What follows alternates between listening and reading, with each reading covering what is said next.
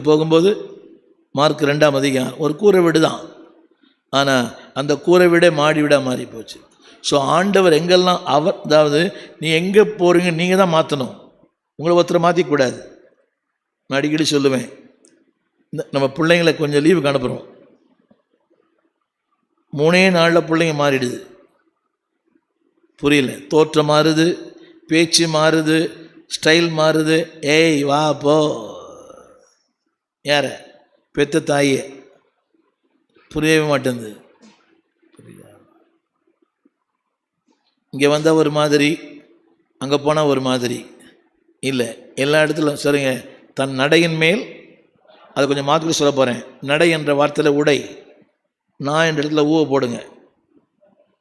Hello, தன் உடையில் மேல். இது ஒன்றும் இல்லை தாத்தா, இது ஒன்றும் இல்லை, இது ஒன்றும் இல்லை. கவனிங்க, இப்படி சொன்னாலும் புரியும். எவன் தன் வாழ்க்கையின் மேல் அக்கறை இருக்கிறானோ அவன் தான் விவேகி. நீங்கள் எல்லோரும் சொல்ல போகிறேன், கேட்குறியா? இதெல்லாம் ஒன்றும் இல்லைப்பா, சின்ன பிள்ளை பாஸ்டர், இன்றைக்கி சின்ன பிள்ளை, நாளைக்கு அதுதான் பெரிய கொடுக்கு. தெலுங்கு கொடுக்கல, தமிழ் கொடுக்கு. இன்றைக்கி சின்ன பிள்ளை, நாளைக்கு அதுதான் நமக்கே வேட்டு வைக்க போகுது. நல்லா கவனிங்க, நான் போட்டிருக்கிறேன். எந்த வார்த்தையும் நான் அடிக்கடி சொல்லுவேன், என்னோட சொல்கிறேன், என்னோட இது எனக்கே பெரிய பாடம்.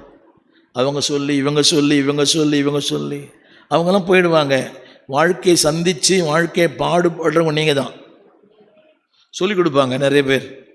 அவன் அப்படி இருக்கிறான், நல்லா இல்லை, அவன் கருப்பாக இருக்கிறான், பொண்ணுக்கு கண்ணு பெருசாக இருக்குது, புரியுதா அவங்களுக்கு, பொண்ணுக்கு முடியல, அவசியம்தான்.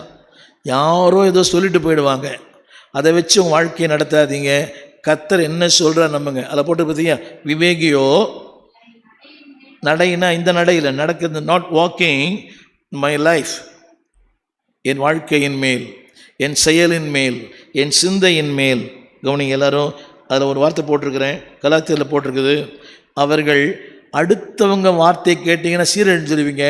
உங்கள் வார்த்தையை பாருங்கள், உங்களுக்குள் இருக்கிற ஆவியானுடைய வார்த்தையை கேட்டிங்கன்னா மேன்மை அடைவீங்க. சொல்லுங்கள், மேன்மை உண்டாகும். சத்தமாக யாரை பார்க்குறது, யாரை பார்த்து இல்லை. இன்றைக்கெல்லாம் அப்படி தான், அவங்கள பார்த்து இவங்கள பார்த்து. ஹலோ, புரியுது உங்களுக்கு?